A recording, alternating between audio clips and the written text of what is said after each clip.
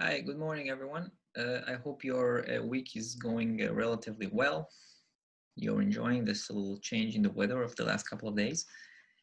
Uh, for today's background picture, I want to give credit to Mr. Noah Barth for sending us the picture. I will not give you too much comment on that. As a fan of the losing team in this specific effort, I don't want to say things which I'll regret on, so I'll just say it very clearly, 6 Super Bowls.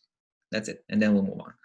All right, let's be serious here. So thanks for the picture anyway, Noah. I don't like the specific picture, but I'm more than happy to put it on the screen. Today we will talk about the second part of this week's topic, domestic politics in IR. We'll start, as we always do, with a quick review. On Tuesday, I presented the theory of liberalism, the focus of the liberal theory on fostering cooperation between countries, between nation states in the international system, instead of talking about competition, which was the focus of theories such as realism, neorealism, power transition theory. All those theories are more focusing on competitive behavior, competitive interactions between states, and how the system affects that. So the liberal theory offers the opposite of that, of trying to see how those systematic conditions shape cooperative behavior between states instead of competition. We saw the very different aspect of state preferences is driving the behavior. So it's not just the international system, it's things that originate within the state, the different demands, the different expectations that members of the public, members of the political systems have. Those are aggregated to what's called state preferences, and those are the drivers of behavior. Then I talked about the two main elements of the liberal theories, the norms, which are intended to, are different types of behavior, accepted behavior, which are intended to promote cooperative behavior among states. Then liberal regimes, which facilitate cooperation in the global system. I talked about, for example, I talked about it in the context of trade agreements, the NAFTA agreement as intended to promote cooperation and coordination between the United States, Canada, and Mexico. Then a little bit about the theory of interdependence, the main liberal theory that was developed over the last 40 years. The example of international trade versus policies of protectionism, and the liberal foundations that lead us to adopt a free trade policy, and what is the cost from a distribution standpoint, and that was some of the aspects that lead to a protectionist policy. And finally, where do we place this liberal aspect of the theory within a general explanation of behavior in the international system? And that's viewing state preferences as a complement argument, as an additional explanation to the realist distribution of capabilities, distribution of power views. So that's placing the liberal theory within the general theories that explain behavior in the international system. If you have any relevant question in this case, of course, you're more than happy. I'll be more than happy to answer them. You'll be more than welcome to send them to me. So liberalism has provided us with a bridge, kind of a bridge into studying international relations from the focus on the nation state level of analysis. So today I'm going to shift the focus of the discussion into the role of domestic politics in IR. So let's start a little bit with the background. So scholars have recognized the need to account to whatever happens within states from a very early stage. So studies way back in the 1930s have argued that overall studies of IR tend to focus on description, prediction, and explanation of external behavior of states, particularly when it comes to violent types of behavior such as military interventions and wars, which is everything that we know, as we talked about, in terms of how IR theory is based. But those kinds of early scholars, again, reminding you that it was way back in the 1930s, argued that whoever studies international relations cannot rely solely on description of military or diplomatic capabilities or military or diplomatic events, but we also have to account for the circumstances that precedes that. And those circumstances are usually originated within the state. So any kind of military event, diplomatic event that we're studying from an international relation context has to have some preceding circumstances from within the states that are involved in that. So that's a little bit about how from a very early stage, this was an issue that was recognized by scholars it wasn't heavily studied. Some of the origins of this research is what's called the linkage politics literature from the 1960s. It was focusing on the relationship, this relationship between domestic politics and international behavior in the context of conflict behavior, which is a lot of the things we're going to talk about today. When we think about current research in IR, so the lenses of domestic politics are central to almost any study. The vast majority of studies are applying on some level account for the domestic factors and how they shape actions in international scales. Many models of foreign policy decisions are relying on a game theoretic strategic perspective. So I'm, as in one actor, trying to estimate how my adversary, my counterpart in this interaction will behave, trying to identify those models, or trying to identify what's called an equilibrium behavior, which is what is the most rational behavior that I'm gonna execute and my adversary will also execute. But those kinds of behavior, which has to be rational according to those models, are affected on some level by domestic political concerns. So those models, even though they look at it from a strategic standpoint, an international kind of behavior between two actors, their origins on some level are domestic political concerns which affect the preferences of those actors. One of the main ways that this literature addresses those kinds of studies is by what's called relaxing the unitary actor assumption. We're focusing in many cases on political leaders, on political governments, rather than looking at the state as a whole. We don't look at the state as one actor, we look at governments. So from a theoretical standpoint, we have to think about different configurations of those domestic factors and how they may shape international actions. We can also think about it from a practical standpoint. In the vast majority of cases, it's very rare that politicians have a consensus about various aspects of international behavior. In some cases, political decision makers cannot even have consensus about what is the national interest that a country has. Members of the American government may think that the interest has to be A, and members of the Congress or the Senate or any other aspect of the American political system can actually view the national interest as different. So if in reality there's no consensus among elite decision makers, it's very hard to make these kind of assumptions that everybody think the same way and use this unitary actor assumption. The bottom line of this entire background or entrance into this topic is that international relation is not really what's called high politics, which is separated from the domestic politics. Instead, this is leaders. What we can think about as self-interested leaders. Why do we call them self-interested leaders? Because self-interested leaders is viewed in the context that the focus of political decision makers is the first and second focus of them is their political survival. It may seem a little bit negative to us. They care only about their job, and that's true. But political officials care about keeping their job, because if they're not going to be able to keep their job, they're not going to be able to promote their own policies. So this is the idea of political survival. Is the number one incentive for politicians. But those self-interested politicians make those foreign policy choices.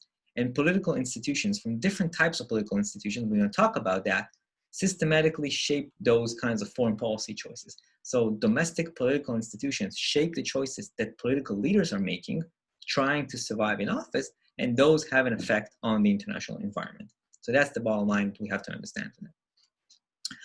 Okay, so I want to start talking about some of the papers that you had to read for Tuesday or today, and one way to explore the behavior in the international system by also accounting for domestic institutional domestic effects is what's called the framework of the two-level game. That's the study by Putnam that I think I had on the syllabus for Tuesday. According to his, the way that he describes this framework to understand global interactions, so he described it in the context of what's called international bargaining, but any kind of interaction between actors in the international system can be viewed as bargaining, because whether it is negotiations over economic or diplomatic agreement, whether it is actually a war, that's also kind of an interaction between actors. those actors are facing what he calls, or what can be viewed as a dual pressure. That's on the one hand, domestic groups was trying to promote their own interest, their own agenda. Political decision makers, which try to secure their own power, their own domestic power, by creating coalitions with those groups. But at the same time, those same decision makers also faced pressure from the international, the system level, because they try to promote policies intended to satisfy those demands from those domestic groups. But at the same time, they also try to reduce the adverse effects of any kind of foreign developments. Both of those levels, both the system level and the domestic level, affect the decision makers, which have to account for them. And in some cases, a choice that is made on one level can seem rational. Let's take as an example, you can have a policy choice which seems very rational, as very positive at the international level of analysis, but it will be counterproductive in other contexts. For example, a global-oriented policy such as free trade, as I talked about on Tuesday, may have, for some parts of society, negative domestic consequences. And I talked about the problems of distribution of some of the benefits from free trade, which don't go across the entire society. So this is a policy which is very positive on one level of this game, the system level, or we can call it level 1, but has very negative effects on level 2, in this case, the nation or the domestic level. Another way to think about the two-level game is to think about negotiations or interactions between two organizations. Both of the organizations need to reach some form of an agreement, but at the same time, both of them are subjected to the constraints that any agreement that they reach, whatever the agreement is, has to be ratified by their respective organizations. So the important aspect in this case, that any agreement that they reach has to be approved by level 2. So they can reach an agreement between them, which we view as level 1, the international system level in our discussion, but it has to be approved in level 2, the domestic level for our discussion. And that creates a constraints and certain incentives for bargaining already in the phase of reaching to the original agreement. So when those two organizations, when those two nations go into negotiations in the international level, they already have in mind the fact that they're going to have to ratify that agreement and have it be approved by domestic audience or domestic institutions or domestic policies. So that affects the negotiation from an early stage. At the same time, we know that there are expectations in both levels, both the domestic level and the international level. There's expectations with the agreement that has to be reached, and both of those expectations drive the behavior of the decision makers. That means that those two levels, level 1, the international level, and level 2, the domestic level, are never really independent. In his description of the framework of the two-level game, Putnam proposes the concept of win sets.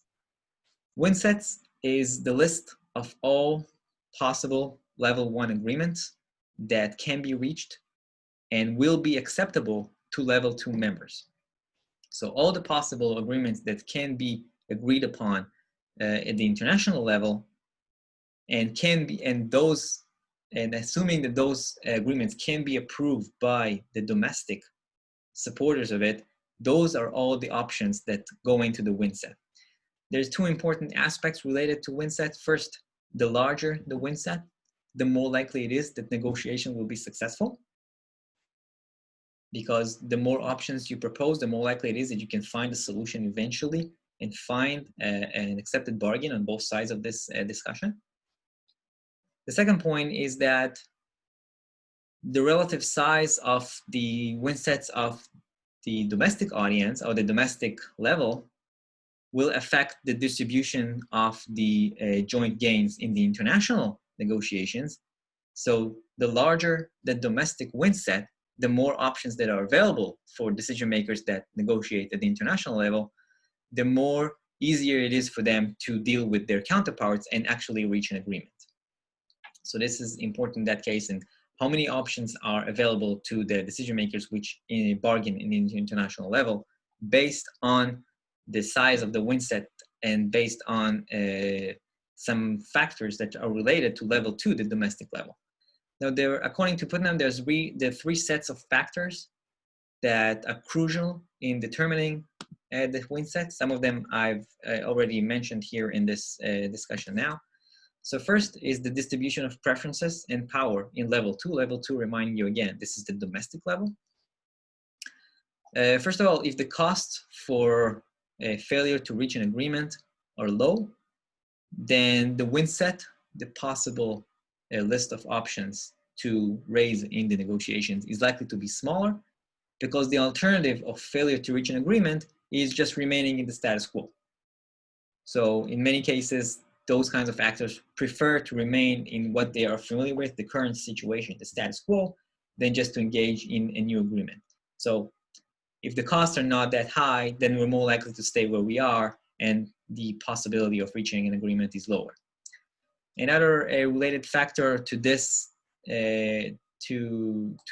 level is the distribution of those who are more in favor of an isolationist view versus those who are more supportive from an international view of international relations. So those who want to keep the policy within the state, to those who like to engage in the international level. Think about it in the context of the United States. The cost of failure to reach an agreement are not very high, because the United States as a country is relatively self-sufficient, which will make it harder to reach any kind of agreement with other states, because the United States is able to manage by itself. It does not rely on much interaction with other countries. Now, it's not 100% true in this case, because international trade and economic relations are very much dependent on global interactions, but overall, relative to other countries, the United States is relatively self-sufficient. So it's harder for the United States to reach an agreement, because it doesn't cost a lot not to reach those agreements. The third point in this case is the extent of diversity in the domestic views of the international agreement.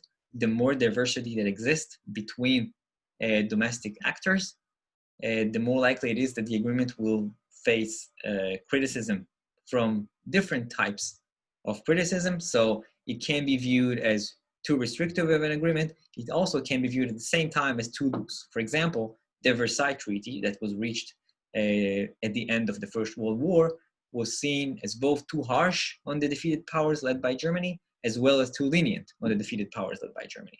So a diverse preferences among the domestic audience might lead to more criticism on international agreement, which by itself serve as some kind of restriction or some kind of constraint on the ability to reach this kind of an agreement.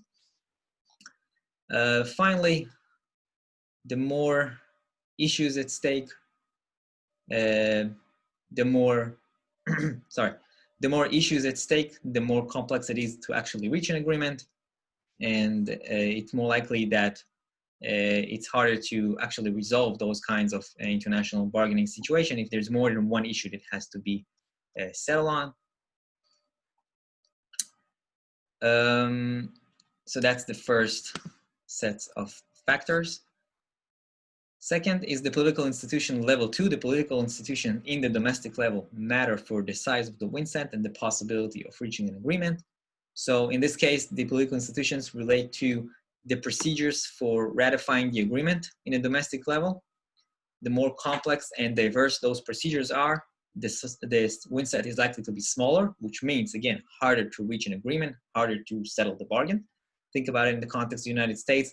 The vast majority of international agreement has to be ratified by the Senate, which makes it harder. It affects the negotiator, the American negotiator at their international discussion, because they know that any agreement that they reach with the European Union, with the French, with the British, with the Chinese, has to be ratified by Congress or by a Senate. So that matters in this case. Not all ratification procedures have to be official. So in some cases, if political leaders want to have wide public consensus for the agreement that they are trying to settle on, that's going to make the wind set smaller, because they need to satisfy larger sections of the public. So that matters. On the other hand, if this is a government which has strong what's called coalition discipline, so all members of the coalition, all members of the government tend to vote the same way, it actually makes the win set larger because the support from the government for whatever agreement that's going to be reached is more likely to be higher. That makes a lot more options for the negotiator at the international level to reach to. So strong coalition discipline makes the win set actually larger. Finally, if there are decision makers which are relatively autonomous from what's called the level 2 constituents, they tend to have more freedom of action and their win sets tends to be larger. The clearest example of this case is central banks. If we're thinking about central banks officials would try to reach an agreement in the international level, so the Central Bank of the United States, the Federal Reserve, try to reach an agreement with the Central Bank of the European Union, it's easier for them relatively to reach an agreement because their win set is larger, because those kinds of institutions are usually independent from the pressure of the political system, because central banks tend to be relatively independent from political pressures, relatively, and that allows them to reach an agreement a little bit easier. Finally, the last factor in this sets of factors that affect the win sets is the strategies of the negotiators in level 1. So those who are making the negotiations in the international level, the type of strategies that they employ matters. While if they have larger win sets, they're more likely to reach a deal. It weakens their position. Think about it from a strategic standpoint. If my counterpart knows that I have a lot of options to offer, he's more likely to pressure me to have more concessions in order to get what he wants, because I have a lot of options. I have a lot of things that I can concede on. On the other hand, if I have a very small win set, I can only offer 1 or 2 options into this discussion, and she or he has more, I can pressure him, well, you're gonna have to concede on issues A, B, and D, and I'll give you B. And that's how we can reach an agreement. So when you think about it from a strategic standpoint, I will always prefer that my adversary will have a larger win set, because that's going to give me a lot more leverage in the negotiation from that standpoint. I want to talk about a few more points related to this 2-level game framework as a way to think about international interactions and how both levels of this game matter. So uncertainty is an important concept in this case. When there's high level of uncertainty, it's harder, of course, to reach agreement, and that comes into play when we relax the assumption of perfect information. Next week, we're going to talk about rational choice models. One of the assumptions that rational choice models have is that there is what's called perfect information. I, as one side of this bargaining process, know everything that I need to know about the conditions that my counterpart is facing. And in reality, it's not the case. The less I know about, in this case, the domestic conditions that my counterpart is facing, the more uncertainty I face, and the harder it is to actually reach an agreement. The most basic point that we have to remember is that negotiators will tend to emphasize their own domestic concerns before thinking about the international positive outcomes. And that's a key force that drives their behavior, and that might make things a little bit more complicated. I've already mentioned, but this is another variation of this same argument, that the more heterogeneous the domestic views of the agreement, it makes it harder to reach an agreement. When it's actually just hawks versus doves on some issues, it makes it easier to reach an agreement. If it's a national security issues and there is a hawkish point to think about the agreement and a dovish point to think about the agreement, it will be easier to sell this kind of agreement and to actually allow it to be accepted by the domestic audience, compared to, I don't know, a different example is getting some kind of economic agreement, which you have to deal with the views of 5 different sectors of the economy, each one of them pulling in a different directions. So when it's less diversity in domestic views of an issue, it's easier to reach an agreement. The concept of synergistic issue linkages is when moves at one level, a kind of agreement in one level will facilitate unexpected outcomes at another level, and that happens sometimes. The next point we can think about is what's called the paradox of domestic strength. countries that allow institutional conditions that make politicians stronger at home might make them actually weaker when it comes to international bargaining. An example for that is the American system, which makes the president relatively strong at home. It's very hard to almost, I don't want to say impossible, it's very hard to replace a president during the time of his presidency. At the same time, those kinds of presidents might be very weaker when it comes to international bargaining because of those conditions.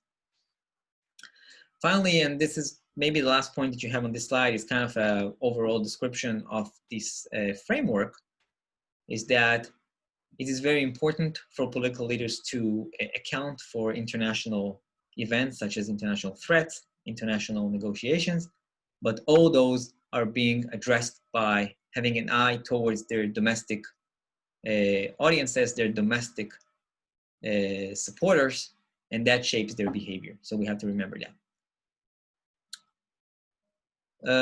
So that's the two-level game as was offered by Putnam. This is the multiple level game of strategic standpoint that is offered by those two scientists, if you want to call them that. The idea that I want to present here is that the theory of liberalism places substantial weight on internal, or what's called domestic, issues in shaping the behavior in IR. The two-level game that I talked about so far presents a theoretical framework to understand that. So in this case, whatever happens on this level also matters for this level. So whatever happens on level 2 matters for level 1, if we want to use this analogy for this sitcom example. What I want to go to and do now in the remainder of the lecture for today is to discuss some applications of this framework. So how exactly are different domestic configurations of factors actually affect events in the international scale. And in this case, I'm going to focus mostly on conflict behavior. So let's start with that. This moves us to another paper that you had in your reading list for today. That's the Cook paper. Professor Cook is one of the faculty members in our department here at Texas A&M, and that's one of his more famous papers. He addresses issues related to conflict and the effect of domestic institutions. So let's talk about this one. One of the most important domestic factors that affect international behavior is domestic institutions. One example for domestic institutions is the government composition or the government structure. And in this specific study, the 2009 paper, we addressed, or we analyzed, the expected duration of the conflict, international conflict, which is an international system event. And our leading explanation to that is a domestic factor, the composition of the government. So this research focuses on democratic countries. And in order to integrate those both levels of analysis, in order to understand how an international event is shaped by domestic concerns, the question that the author proposes is, how does the capacity of the government to hold office, which means to stay in power, to survive in power, will affect the duration of a conflict that exists there? One of these, and his answer in this case, that one option is to focus on the composition of a coalition government, the competition between the different parties that compose this government, and also add to that the effects of an international disputes. So when we think about the composition of the government along with the effects of the international disputes, it's a very nice illustration of the two-level effects that we talked about in the Putnam paper, right? Because this is both internal factors and external factors and how they work together in a way to shape an outcome. So this study focuses on what's called coalition governments. So this is not the American system, if you're not familiar with. Coalition governments are governments that are based on multiple political parties that bargain to reach an agreement and form a government. Those different parties represent different groups in society, or what's called different cleavages in society. And their cooperation in forming a government is not as strong as you can think about in systems such as the American system, which involves only one party forms the government, or even the British system, which involves very small number of parties because it's based on what's called the single party government, the majority party. So there's one big party that forms the government and a few additional small ones. what I want to show you as an example for that and is results from the Iraqi elections of 2014. You don't have to know anything about electoral politics in Iraq in order to understand this. This figure is only intended to represent and to show you what it means to build a coalition. So in this case, this is the composition of the Iraqi parliament, which consists of 329 seats. And what you see here is the number of seats that every party, each one of those colors is a party, has won in the 2014 elections. So in this case, the largest party is what's called the State of Law, led by Mr. Maliki, which was actually the prime minister at the time. He had 92 seats.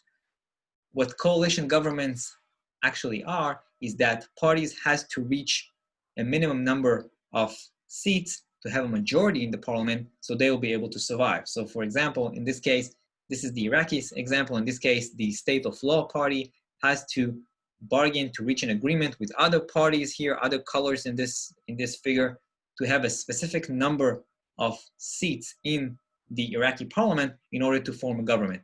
I'll give you an example from the Israeli case. The Israeli parliament has 120 members. So any kind of a coalition government, which is the same system that Israel has to consist of at least 61 members. So you'll have a majority in the parliament. So the largest party in the Israeli elections, whatever this party is, has to negotiate with other parties. So it will have at least 61 members in order to form a government. That's the idea behind a coalition government. And that has clear implications for the stability of this government, because the stability of this kind of government is a lot less clear, because any kind of disagreement between coalition members can lead to some members of this coalition leaving government, which means that harms the capacity of this specific coalition, this specific government, to survive, to remain in office. Again, let's go back to the Israel example. Let's say that the existing coalition government consists of 69 members, which means that it has a majority. If one small party disagrees with some kind of policy, it may decide to leave the party. Now, if this party has, let's say, 6 or 7 members and it leaves the coalition still has a majority in the Israeli parliament. It has over 61 members. So it's not as powerful as it was with 69 members, but it still has a majority. So it's still able to survive as a government. It's still able to govern and lead policies. But if the party which disagrees with the policy is larger, let's say it has 12 members, and that party decides to leave the 69-member coalition, all of a sudden the coalition has less than 61 members. It's unlikely to survive in the Israeli parliament, and its ability to govern is highly questioned. So that's the idea of the stability of the government based on any kind of disagreements between members of the coalition. Now, if we add to this kind of dynamic an international conflict and international disputes, it makes it even more risky and makes it much harder for the government to survive, because the political costs of conflict are very high, and it's possible that some members of the government, the existing coalition, some of them may push for more intervention in this specific conflict. Some of them may actually push for less intervention. And those kinds of different preferences can harm the extent of stability that the government has and lead at the end of the day to the government to collapse. Despite everything that I've said so far, I may have made it seem that it's very easy to just leave the government. The decision to defect from the government is not an easy one, and it involves two types of costs, as you can see on your screen at the moment. The first is what's called the opportunity cost. So the opportunity cost is the choice of a member of the coalition to leave the government, which means I have to leave my position of power, and I'm not able to conduct future policy, even if it is the immediate future. It might be also a more of a long-term future, because if I decided to leave the government and there's elections now, and I actually lose some of my power, I may not be in the next government in the future. So that's an opportunity cost. I paid a cost for leaving the government, for defecting from the existing coalition. That's one thing to think about. The other one is what's called the transaction cost, which is more, I don't want to call it practical, but this is more a electoral policy argument in this case, and that's the cost of replacing the government, which include inter-party negotiations. If one party leaves, then maybe there's negotiation with another party to join. There is the idea of campaigning if we have to go for a new election cycle. or the reputation for defecting. I may be painted as a defector of the coalition government, and that might harm me in the upcoming election. So that's another cost that those who contemplate the idea of defection have to think about. Now, the higher those costs, both opportunity and transaction costs, it is less likely that members of the coalition will defect, and the more secure the government is. Okay, so that's in terms of the dynamics of the coalition and the composition of the government. Now, let's talk a little bit more about the international system and the international event. The author in this case uses the concept of what's called critical events. Critical events are exogenous shocks which alter the bargaining space of parties in and out of the government. So members of the coalition, members outside of the coalition, their ability to negotiate for their place is highly affected by those critical events. Those are very meaningful events because they affect the way that the government is perceived by the public, and it affects its ability to achieve its goals as a government. And examples for that include all kinds of political scandals. It includes wars or conflict or economic crises. Again, the public views and pays a lot more attention to those kinds of events, and it views the government as competent or incompetent, and that poses a risk for the possibility of the government to survive. Because if there's an economic crisis and the public loses its confidence in the government, it might lead to new elections for that matter, and that harms the survival prospects of that specific government. Now, how exactly does a critical event affect or may expedite a government collapse? So I want to focus on the international conflict in this case. An international conflict allows external parties, external members, not the parties inside the coalition, but other parties in the political system, to question the capabilities of the incumbent party to handle the crisis. And that has a potential for a negative effect on the survival of the government. If some members within the coalition start to question the ability of the government to handle the crisis, that may even escalate this dynamic, because they may fear that in the upcoming elections, they will suffer from the fact that the government was unable to address the conflict. So they will start think about, well, maybe I should actually defect from the existing government and join another coalition to form a government, and I'll be able to remain in power while facing this conflict.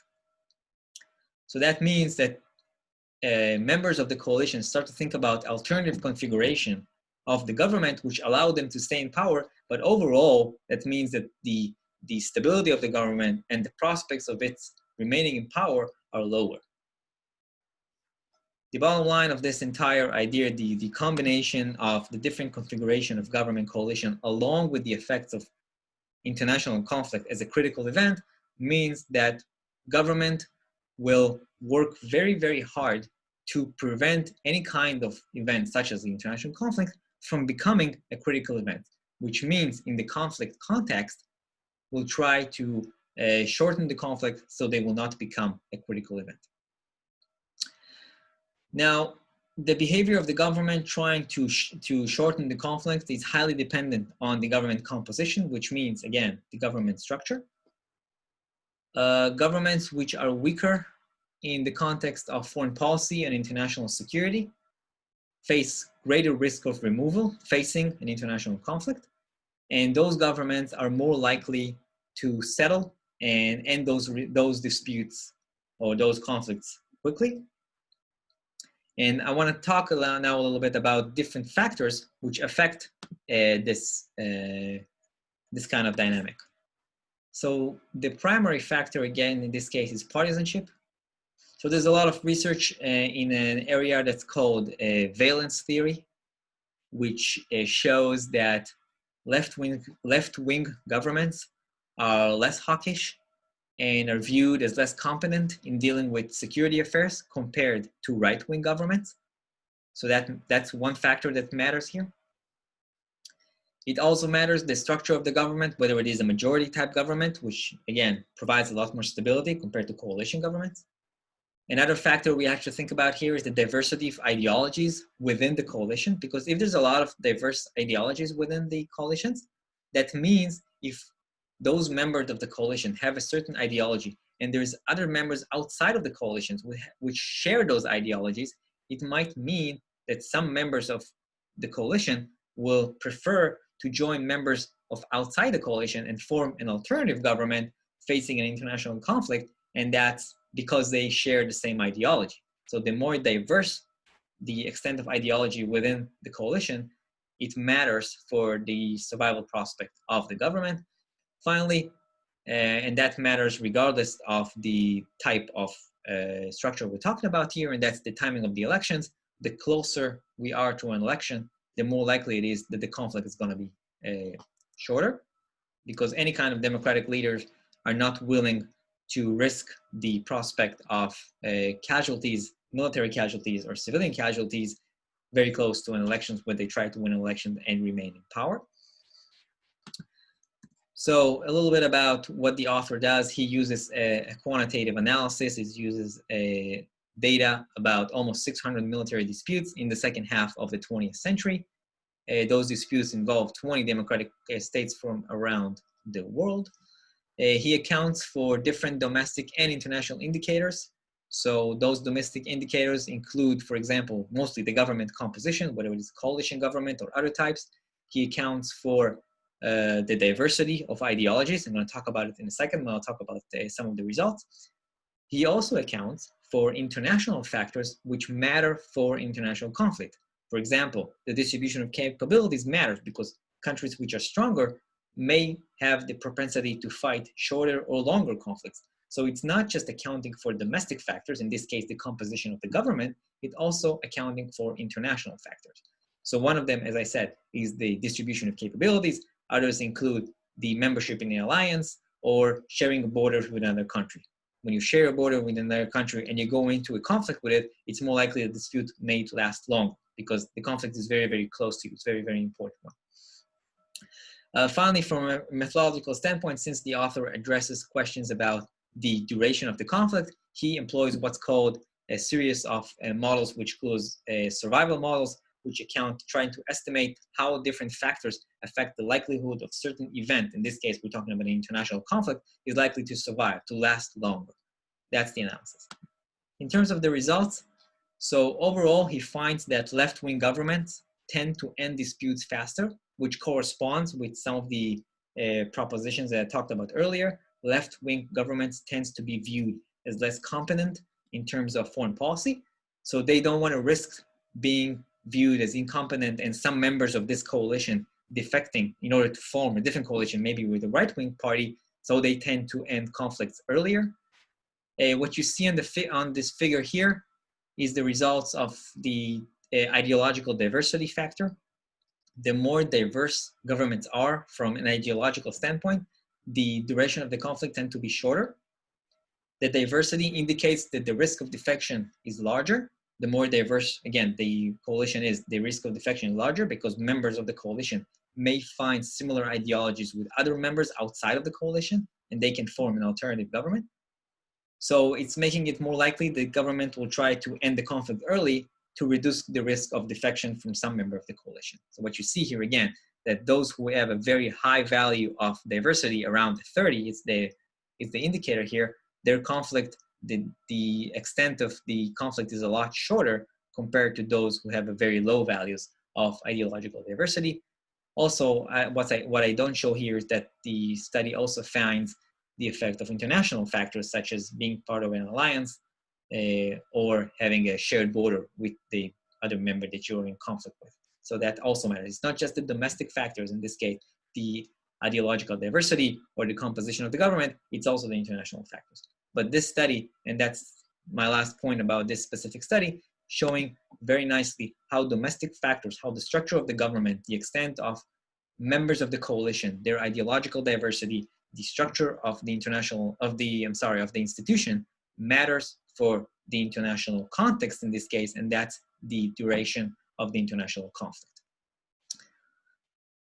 All right, a related domestic factor that matters for international behavior is public opinion. When we think about a decision to enter an international conflict, so of course domestic factors matters, I've already mentioned that, And the two factors I want to talk about now for the last study I want to talk about for this for today's lecture are public opinion, public support, as well as the support of the parliament. And maintaining the support of the parliament when you go into international conflict is very, very important. As an example, think about it in the American context. So President Johnson only implemented the escalation of the events in the Vietnam War after winning the national election in 1964, not beforehand. He was already in office because he replaced former President Kennedy, but he did not go on to engage in a further, wider involvement in East Asia until he secured his electoral victory in 1964. More specifically to the context of parliament support is President Bush, George H.W. Bush, the senior Bush. He decided to increase the troops in the Iraqi context already in October of 1990, but he only implemented this decision after the midterms, which were in November of 1990. So again, he wanted to have the support of Congress in this case in order to implement a larger involvement in an international event. So this is just as an example how those two factors matter. And it's a very quick, very, very simple example. In this case, we're going to go into a little bit more details about that. So this is based on the Orswald study that you had, also paper that you had for today. The main argument that he offers is that leaders who are strong from a domestic standpoint are more likely to exhibit the use of force in an international context. So they're more likely to engage of military interventions or any kinds of external interventions in other scenarios. Now, this degree of domestic strength is a function of the type of institutions that this country has, and those institutions depends on what's called the type of democracy. And in order to talk about all those different types, we can look at the table that he has in the paper. So this table is from the paper itself. In here, he details different types of domestic institutions and how that matters for the decision to engage in use of force. So as an example, for a presidential domestic regime, such as the American example, or major party democratic regime, such as the British example, the president or the prime minister has a lot more control. There's a lot less sensitivity of the leaders for pressure by the system. If you think about it in the example that we talked about in the previous paper for coalition government. So when they're a lot less sensitive to pressure from forces outside of the government, they have a lot more freedom of action, and they're a lot more likely to initiate threats and to initiate conflicts.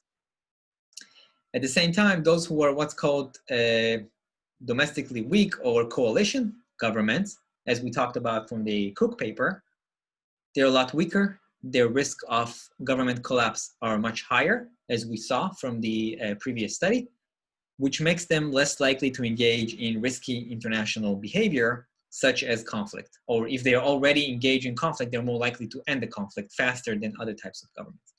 The last point that he mentions here, and that's the point that you can see here, all kinds of democratic regimes are more at risk closer to elections, and they're less likely to engage in military conflict.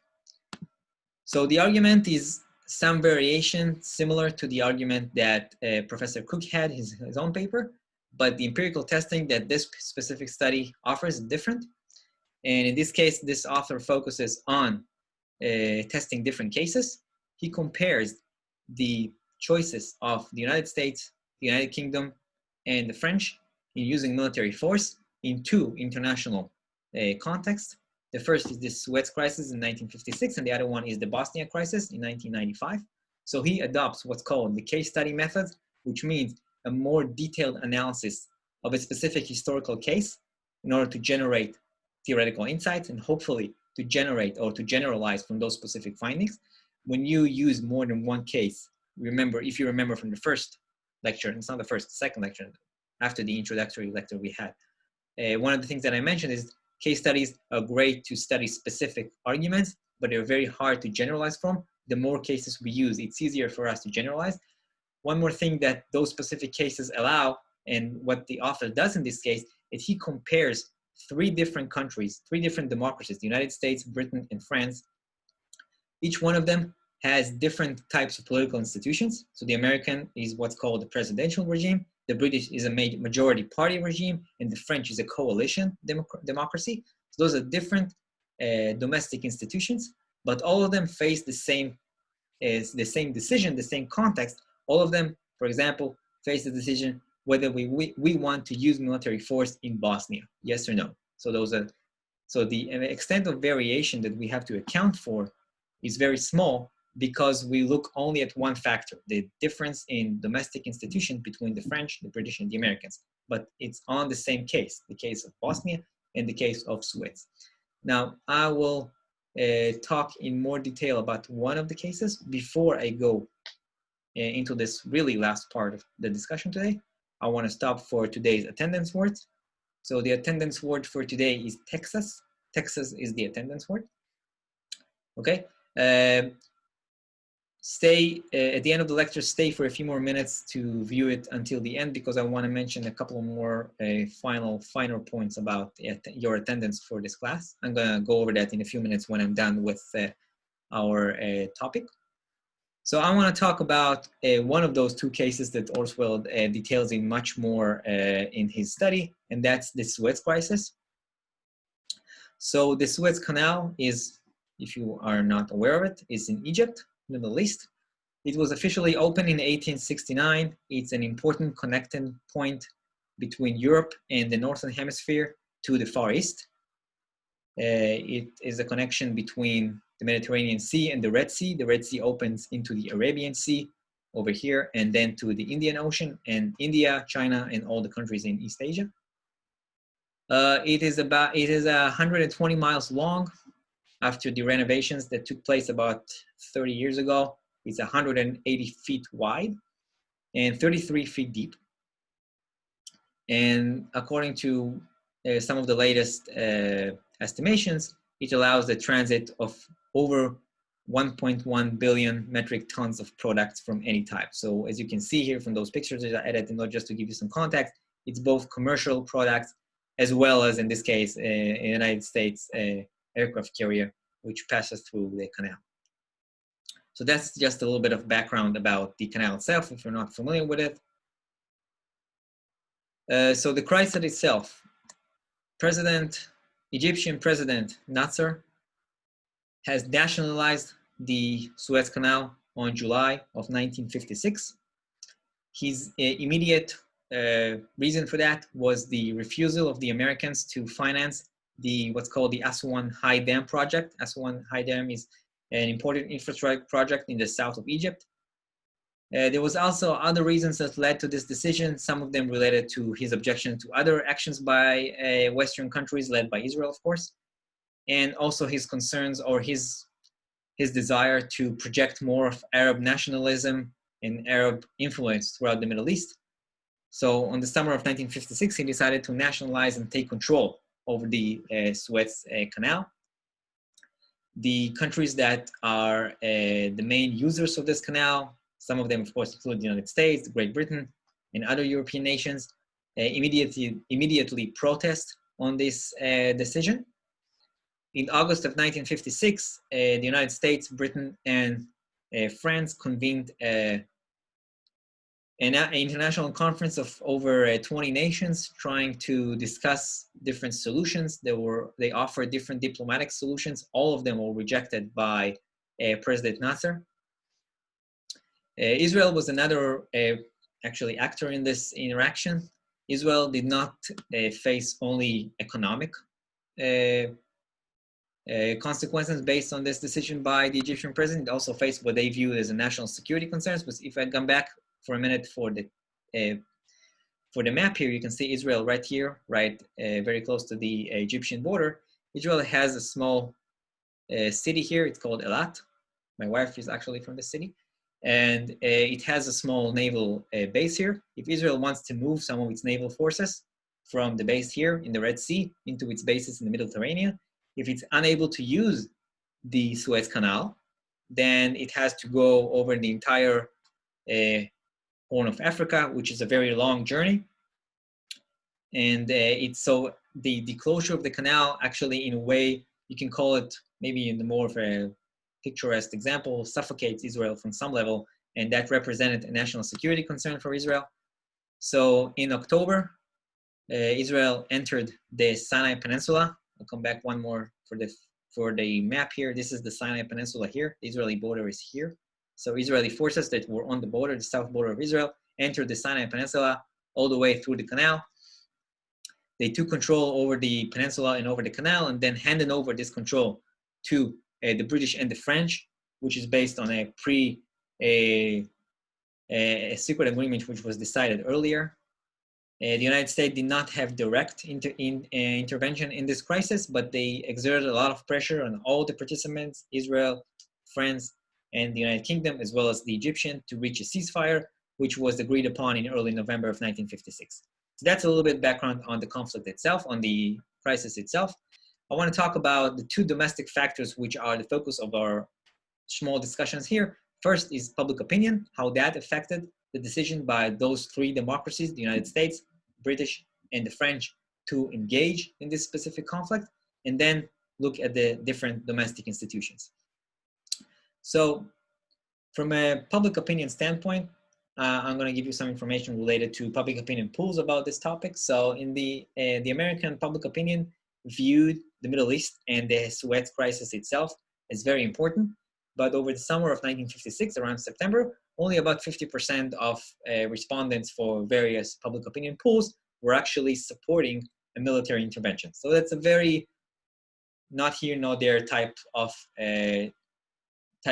support from the public to push for use of force in this specific crisis. The French public at first was even less supportive. There was about 20 to 25% of support in September polls for the French involvement militarily in the Suez crisis. But the more time went by, the French public became much less patient.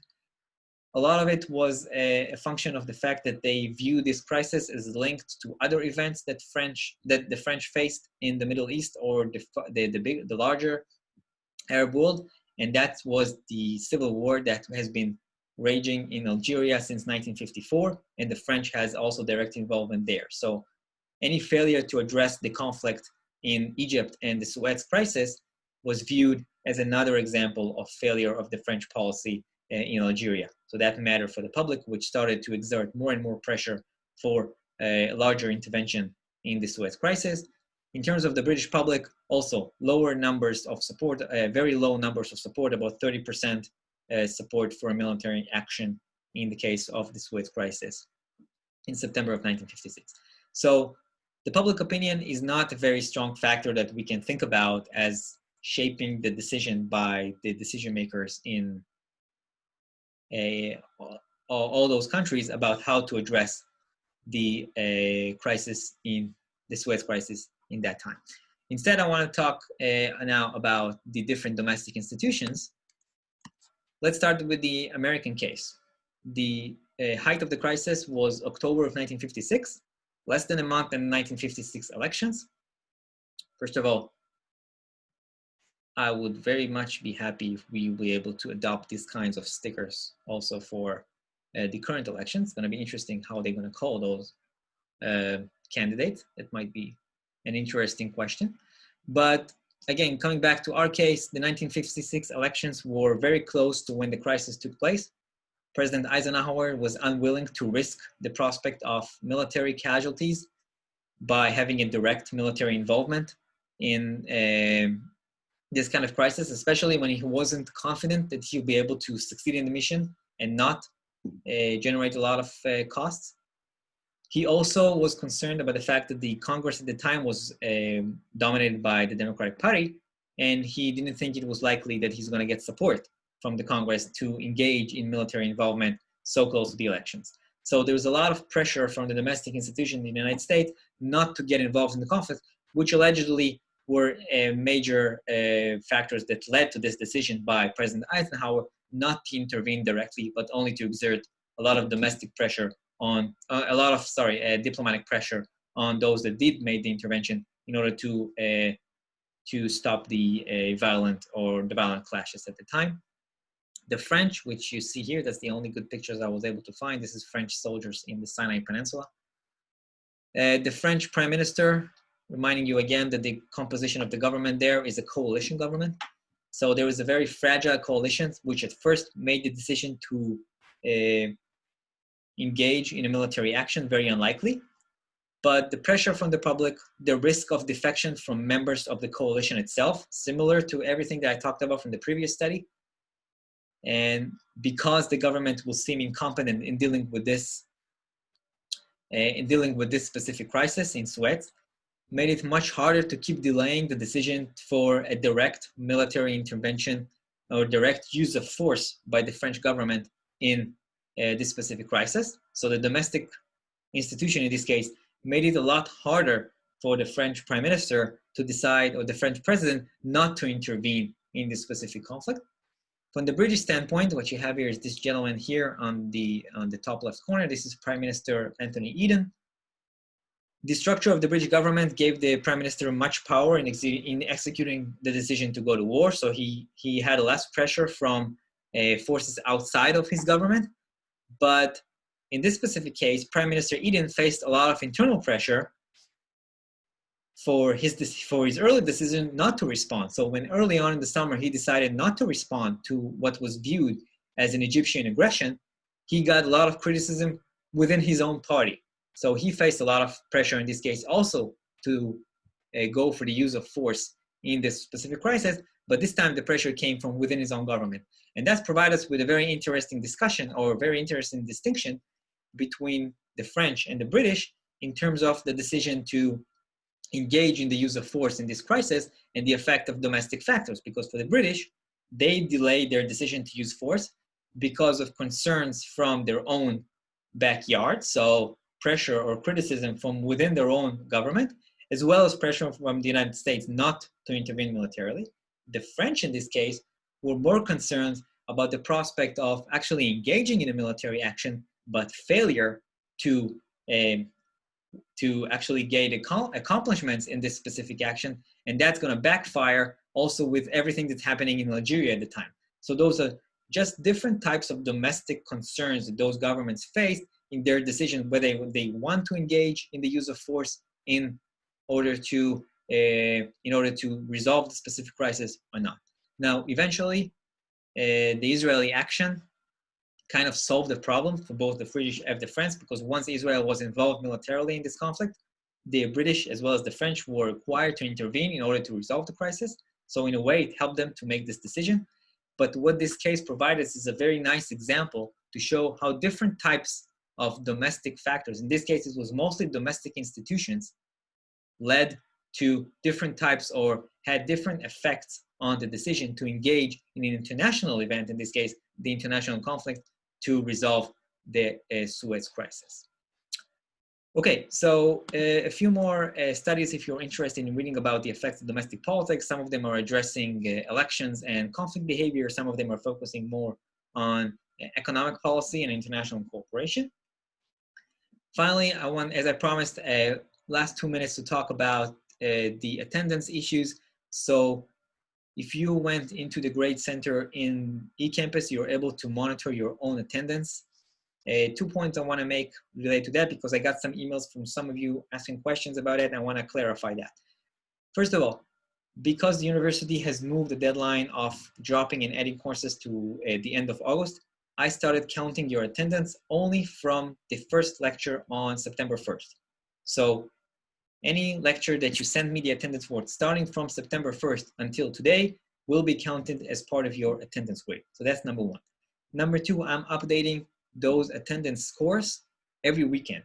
So if your attendance score, if you did not view the lecture from last Thursday, for example, so you did not send me the attendance board yet, so that is going to be reflected in your score. If you're going to view that and send it to me, if you viewed all 4 lectures since last Tuesday until today, this Thursday, and send me your attendance board for all 4 lectures, Tuesday and Thursday last week and Tuesday and Thursday this week, by the end of this weekend, you should be able to see that your attendance should be perfect in this case. Anyway, if you have any questions, let me know. Just remember that this is a dynamic score which is updated actually every week. So if you see your score today, it doesn't necessarily reflect whether you send me the attendance board for this specific week, yes or no. You're going to know that much better by the end of the week.